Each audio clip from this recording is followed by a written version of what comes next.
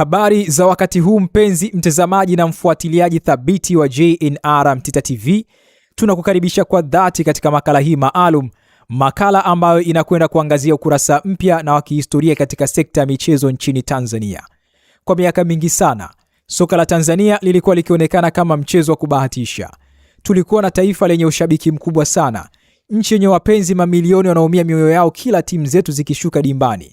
Tulikuwa tukisindikiza wenzetu kwenye michuano mikubwa, huku sisi kama taifa tukiambulia maumivu, huzuni na lawama ambazo haziishi kila kukicha. Lakini leo mambo yamebadilika kabisa. Tanzania si ile nchi ya kinyonge tena katika ramani ya soka la Afrika na duniani kote. Katika nyakati hizi tunazoshuhudia, kuna jambo kubwa na la kipekee limefanyika. Timu zetu 3 za taifa zimefuzu kucheza fainali ya mashindano makubwa ya AFCON kwa wakati mmoja. Hii inajumuisha timu yetu ya wakubwa ya Taifa Stars, timu yetu ya vijana Serengeti Boys na sanjari na mafanikio makubwa katika soka la wanawake nchini. Kubwa zaidi ni historia inayosisimua mishipa ya damu. Vijana wetu wa Serengeti Boys wanatupa heshima kubwa sana ambao haijawahi kutokea, kwenda kucheza kombe la dunia yani World Cup, na pia msimu huu wanacheza fainali za AFCON vijana chini ya umri wa miaka 17. Sasa haya si mafanikio ya kubahatisha. Hili si tukio la bahati mbaya au muujiza uliodondoka kutoka angani bila kupangwa. Huu ni ushindi wa kazi kubwa ya kisayansi iliyofanya kwa weledi wa hali ya juu usiku na mchana. Hapa ndipo tunapopata sababu ya msingi kabisa ya kumtazama kwa jicho la kipekee jemedari anayeongoza jahazi hili, Rais wa Shirikisho la Mpira wa Miguu Tanzania Wallace Karia, akishirikiana bega kwa bega na makamu wake wa rais, mtu wa mikakati na weledi mkubwa, Athumani Nyamlani. Katika makala ya leo hapa JNR Mtita TV, tutatazama kwa kina katika mizizi ya mafanikio haya na kuona ni kwa namna gani viongozi hawa wameweka misingi ya kudumu inayotaka mabadiliko makubwa ya kifikra kutoka kwetu sisi wa Tanzania. Ili uelewe vizuri ukubwa wa mafanikio ya Rais Wallace Karia na makamu wake Athumani Nyamlani, ni lazima urudi nyuma na kutazama mchakato mzima wa jinsi wachezaji wetu wa timu ya taifa vijana Serengeti Boys walivyopatikana. Mara nyingi nchi za Kiafrika zimekuwa zikiunda timu za vijana kwa kukurupuka, wakichagua wachezaji waliofanya vizuri kwenye mashindano ya muda mfupi ya wiki moja au 2 pekee. Lakini TFF ya Karia ilikuja na mbinu mbadala ya kisayansi na endelevu, mpango thabiti wa ugunduzi wa vipaji. Chini ya maono ya Rais Wallace Karia na makamu wake Athumani Nyamlani, viongozi na scout wa TFF hawakubaki maofisini. Walifanya ziara ya kimkakati ya kuzunguka mikoa yote Tanzania, kuanzia vijijini kabisa hadi mijini, wakisaka vijana wenye vipaji halisi vya soka, lakini walikosa fursa ya kuonekana. Huu ulikuwa mpango wa kitaifa ulioratibiwa kwa umakini wa hali ya juu, ukilenga kuhakikisha kuwa hakuna mtoto wa Kitanzania mwenye kipaji anayeachwa nyuma kwa sababu tu ya mazingira anayoishi au ukosefu wa kujuana na viongozi. Baada ya zoezi hilo kubwa na la gharama la kusaka vipaji nchi nzima, TFF haikuishia hapo. Walijua fika kuwa vipaji pekee bila malezi endelevu ni kazi bure na kupoteza muda.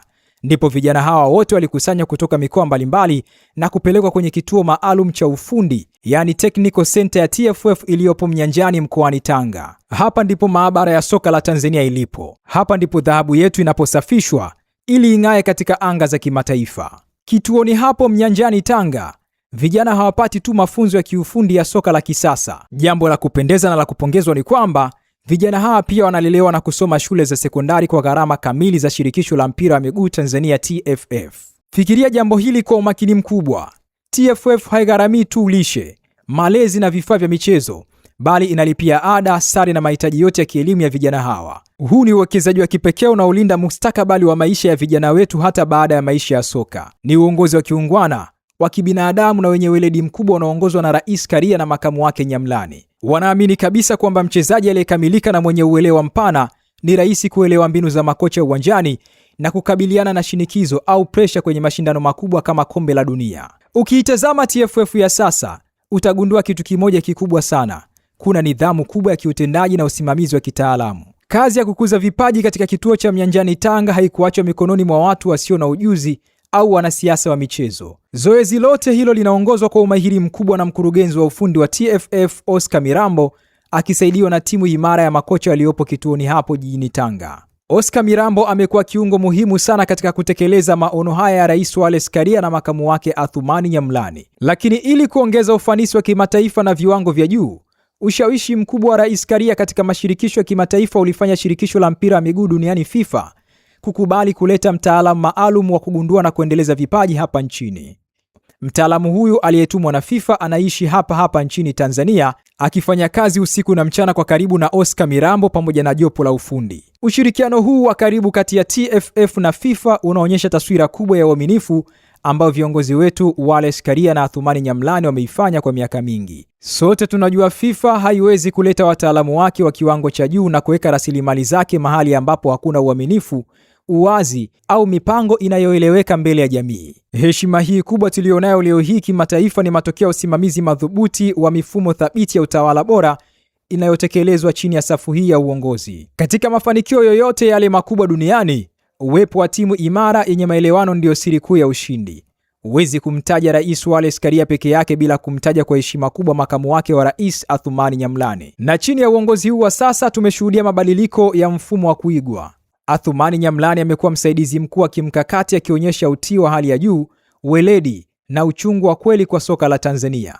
Ushirikiano wao thabiti wa karibu umesaidia kutengeneza utulivu mkubwa wa kiuongozi ndani ya TFF.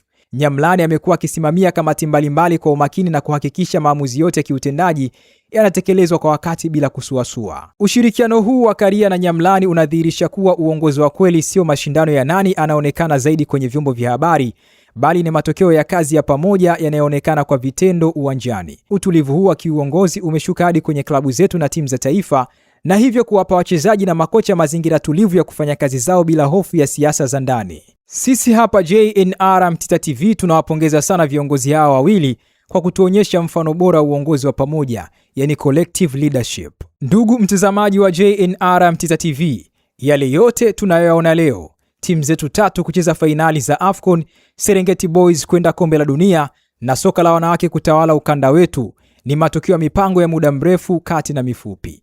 Tukubali kwa kufika kwetu hapa ni mafanikio endelevu ya mipango ya muda mrefu, kati na mifupi, ikiwa ni dira mikakati ya rais wa TFF Wallace Karia na makamu wake Athumani Nyamlani. Huko nyuma tulikuwa na utamaduni wa kushangilia ushindi wa mechi moja tu ya kubahatisha, lakini kesho yake tunafungwa mabao mengi na kurudi kule kule tulipotoka kwa sababu hatukuwa na misingi. Rais Wallace Karia na makamu wake Athumani Nyamlani walikataa kabisa mfumo huu wa kuzima moto. Walijua kuwa ili Tanzania iwe tishio barani Afrika ni lazima kuwepo na miundombinu ya vijana inayozalisha wachezaji wapya kila mwaka. Leo hii hata mchezaji mmoja akiondoka, kuna hazina kubwa inayozalishwa kule Mnyanjani Tanga na kwenye mifumo mingine ya vipaji hapa nchini. Haijapata kutokea katika historia ya nchi hii kuwa na uongozi wenye maono ya mbali kiasi hiki kwenye soka letu, hadi mafanikio makubwa yenye maono ya maendeleo ya kesho yetu. Sasa ndugu mtazamaji, hapa ndipo tulipoweka kiini cha ujumbe mzito wa makala yetu leo hapa JNR Mtita TV.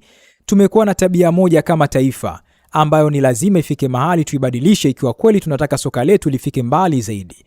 Sisi wa Tanzania tumekuwa watu wa kujitokeza na kushangilia pale tu timu inaposhinda au inapofuzu katika mashindano makubwa. Wakati wa sherehe na furaha, kila mtu anajivunia kuwa Mtanzania. Kila mtu anajisogeza karibu na viongozi na kila mtu anajifanya mdau mkubwa wa soka. Lakini je, nini hutokea wakati mchakato mgumu wa maandalizi? Wakati timu inapokuwa kwenye kambi ngumu, viongozi wanapokuwa wanahangaika usiku na mchana kusaka rasilimali na fedha za kugharamia vituo vya vipaji kama kile cha Mnyanjani Tanga, wengi wetu tunakuwa wapi? Wakati mwingine timu inapopitia hatua za mapito na kupata matokeo yasiyoridhisha kwenye mechi za majaribio, tunakuwa wa kwanza kutoa maneno ya kashfa, kubeza juhudi za viongozi na kukata tamaa mapema. Huu si utamaduni sahihi wa kujenga taifa la michezo. JNR Mtita TV tunatoa wito rasmi na mzito kwa Watanzania wote.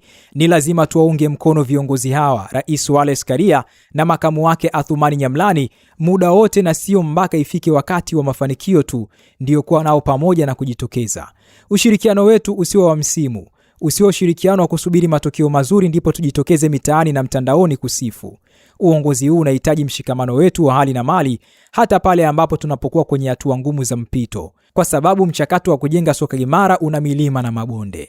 Tunapaswa kuwa bega kwa bega na TFF katika kila hatua. Tuunge mkono mashindano yetu ya ndani, tununue tiketi za mechi za timu za taifa, tulipe kodi zinazosaidia maendeleo ya michezo na tulinde amani na utulivu wa michezo yetu. Tukifanya ushirikiano huu kuwa wa kudumu na wa kila siku, tunawapa viongozi wetu nguvu, ari na morali kubwa zaidi ya kubuni mikakati mingine mikubwa zaidi. Tukumbuke kuwa mafanikio tunayoona leo ni matokeo ya kazi ya mikakati ya miaka kadhaa iliyopita ambapo viongozi hawa walikuwa wakifanya kazi kwa ukimya bila sisi kujua. Kama tukiwaacha peke yao wakati wa mapambano, tunajikwamisha wenyewe kama taifa.